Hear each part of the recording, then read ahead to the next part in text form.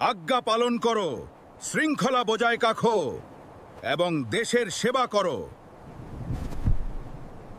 সবাই প্রস্তুত, লেগে পড়ো, তোমাদের ওপর বিশ্বাস আছে। জয় হিন্দ। সামনে এসো, যারা যারা নিজেদের বউকে ভয় পাও সামনে আসো, সামনে আসো বলছি। কি হলো, কেউ নেই? আরে আমিও তো, আমিও। কি ব্যাপার? দুঃখিত স্যার। খুব ভালো। কি ব্যাপার, সবাই কোথায়? এই শোনো, ও কি একা দাঁড়িয়ে আছে? ও নড়ছেও না। ওর মুখে কি হয়েছে? আমাকে দেখতে হবে।